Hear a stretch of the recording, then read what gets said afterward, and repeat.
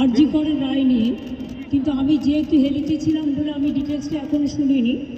তো আপনাদের কাছ থেকেই শুনলাম যে এটা নাকি যাবজ্জীবন দেওয়া হয়েছে।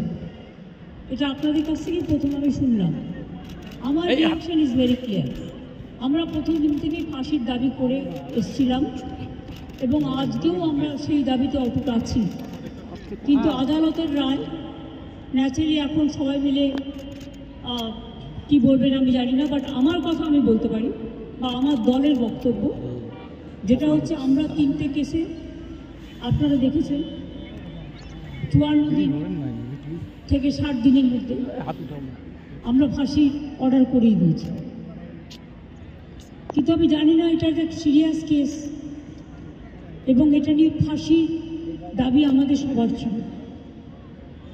সেক্ষেত্রে বিচারের রায় নিয়ে আমি আমার কথা বলতে পারি।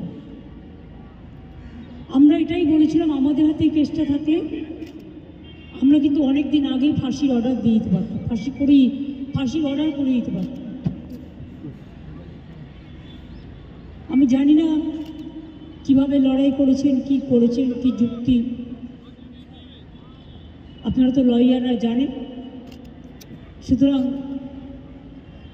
ডিটেলসটা তো আমি জানি না, ডিটেলসটা তো সিবিআই করছে এবং আমাদের হাত থেকে তো কেসটা ইচ্ছা করে কেড়ে নিয়ে চলে গেল। আমরা তো বলেছিলাম আমরা যদি করতে না পারি তাহলে আপনারা সিবিআইকে দিন, আমার কোনো আপত্তি নেই, কারণ আমরা চাই বিচার হোক। এই নরক বিচারদের চরমতম শাস্তি হওয়া উচিত। আমি এসব বলতে পারবো না, কিন্তু আমি এখনো আপনিও লয়ার, আমিও অ্যাজ এ লয়ার আমি এ কথা বলছি যে আমি তো ডিটেলস কাগজপত্র দেখিনি, but I am not satisfied. কারণ আমি ফাঁসি হলে অন্তত মনকে সান্ত্বনা দিতে পারতাম।